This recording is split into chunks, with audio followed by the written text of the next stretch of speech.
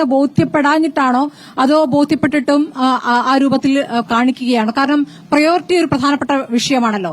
അപ്പോൾ നിങ്ങൾ ഏറ്റവും അവസാനം പരിഗണിക്കപ്പെടേണ്ടവരാണ് എന്ന സമീപനമാണോ സർക്കാർ എടുക്കുന്നത്? സർക്കാരിന് മനസ്സിലായിരിക്കുന്നത് ആശാവർക്കർമാർക്ക് വളരെ ക്ഷമയുള്ള ആളുകളാണെന്ന് സർക്കാർ തിരിച്ചറിഞ്ഞിട്ടുണ്ട്.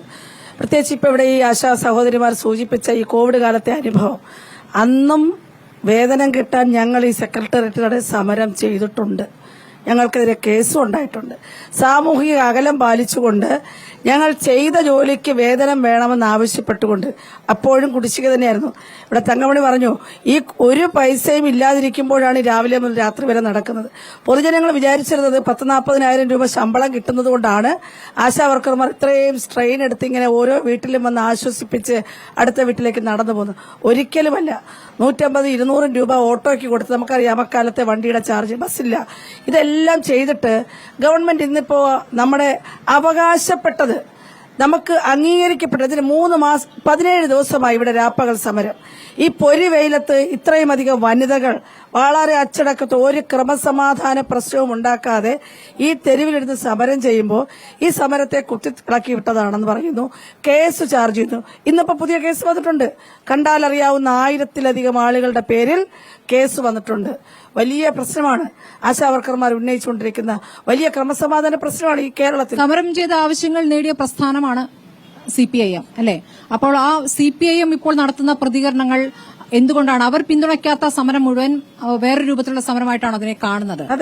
പെമ്പിളെ ഒരുമേ സമരം, അതാണ് അവർ പറഞ്ഞുകൊണ്ടിരിക്കുന്നത്. പെമ്പിളെ ഒരുമേ സമരം പോലെ അരാജകവാദികൾ നടപ്പാക്കുന്ന ഒരു സമരം എന്നാണ് പറയുന്നത്.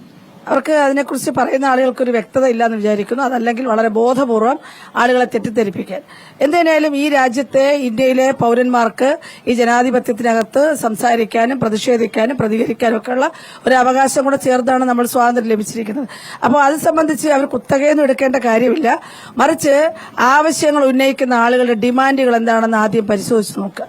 അത് ന്യായമായ ഒരു ഡിമാൻഡാണെങ്കിൽ അത് പരിഗണിക്കുക, അത് ചർച്ചയ്ക്ക് വിളിക്കുക. അതൊക്കെയാണ് ജനാധിപത്യത്തിൽ ചെയ്യേണ്ടത്. മറിച്ച് ഇവിടെ സമരത്തെ അപഹസിക്കുവാനും അപമാനിക്കുവാനും ഇകഴ്ത്തുവാനും ശ്രമിച്ചുകൊണ്ടിരിക്കുന്നു. എന്തൊക്കെ നട്ടാൽ കുരുക്കാത്ത നുണകളാണ് പറഞ്ഞുകൊണ്ടിരിക്കുന്നത്. ഇന്ന് പറയുന്നത് തൊഴിലുറപ്പ് തൊഴിലാളികൾ വന്ന് അവിടെ ഇരിക്കുന്നത്. സത്യത്തിൽ തൊഴിലുറപ്പിന്റെ ആളുകളെ പരിഹസിക്കുകയാണ്.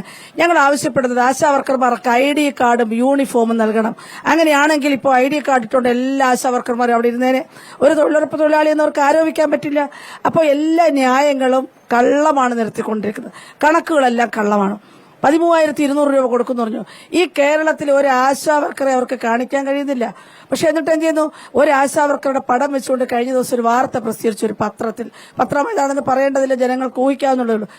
നമ്മൾ ഒരു മാസത്തെ വേതനം കൂട്ടുന്നത് ഇപ്പോൾ ഒക്ടോബർ മാസത്തെ വേതനം എന്ന് പറഞ്ഞാൽ ആ ഒക്ടോബർ മാസത്തെ ഓണറേറിയവും ഇൻസെന്റീവും കൂടെ ചേർന്നതായിരിക്കണമല്ലോ.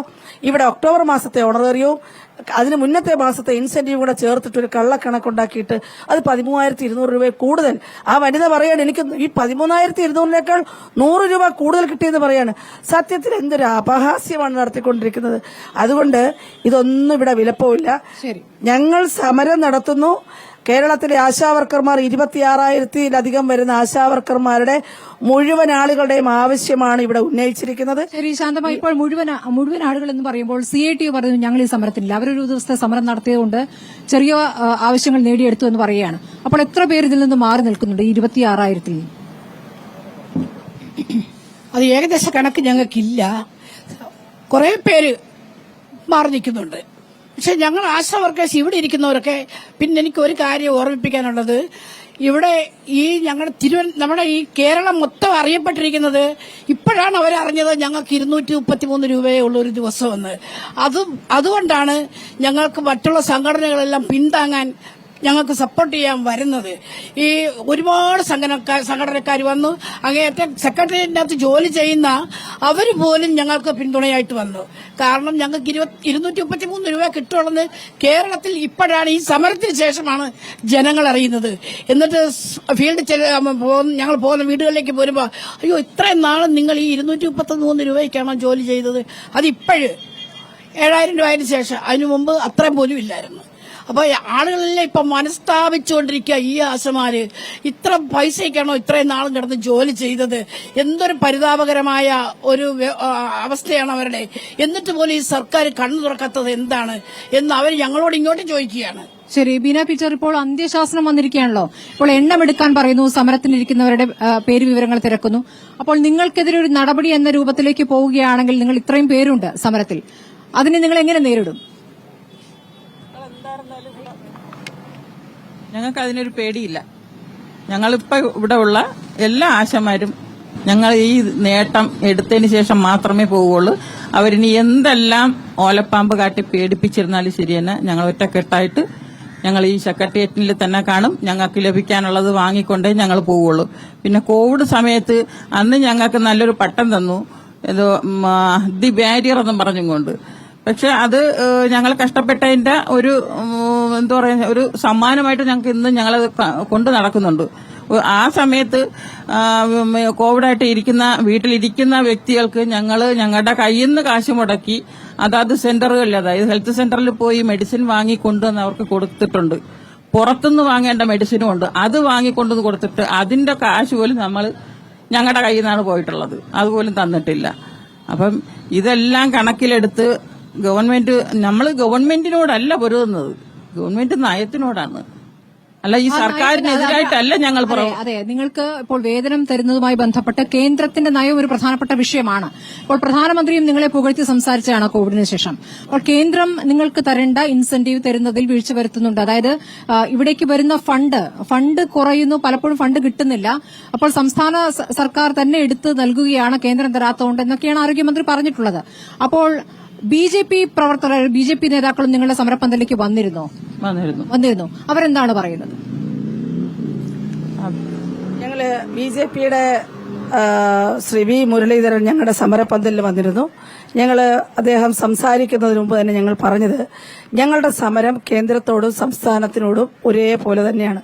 ഞങ്ങൾ 2 തവണ പാർലമെന്റ് മാർച്ച് നടത്തിയിട്ടുണ്ട്. ഈ അടുത്ത സമയത്ത് ഒരു മാർച്ച് നടന്നിരുന്നു. ഈ തുക അനുവദിക്കുക എന്ന് പറഞ്ഞാൽ സംസ്ഥാനത്തിന്റെ വിഹിതം തരിക എന്നുള്ളത് മാത്രമല്ല, 17 വർഷമായിട്ടുള്ള ഇൻസെന്റീവ്, അന്ന് ഒരു കുത്തിവയ്പ് എടുക്കുന്നതിന് 20 രൂപയായിരുന്നെങ്കിൽ ഇന്നും അതേ നിരക്ക് തന്നെയാണ്. അതുകൊണ്ട് ഇൻസെന്റീവ് കാലാനുസൃതമായി വർദ്ധിപ്പിക്കണം, അതിന് കേന്ദ്രത്തിലേക്ക് ഇടപെടണം എന്ന് തന്നെ ആവശ്യപ്പെട്ടു. അതിന് വേണ്ടുന്ന നടപടി എടുക്കണമെന്ന് അദ്ദേഹത്തെ കൊണ്ട് സമ്മതിപ്പിച്ചതിന് ശേഷം മാത്രമാണ് അദ്ദേഹം സംസാരിച്ചത്. തുടർന്ന് അത് വാഗ്ദാനം ചെയ്തിട്ട് തന്നെയാണ്. പക്ഷേ ഞങ്ങൾ ഇപ്പോൾ എന്തുകൊണ്ട് സംസ്ഥാന സർക്കാരിന്റെ മുന്നിൽ സമരം ചെയ്ത് ചോദിച്ചാൽ, ഞങ്ങൾക്ക് പണിയെടുത്തിട്ട് കൂലി തരുന്നില്ല.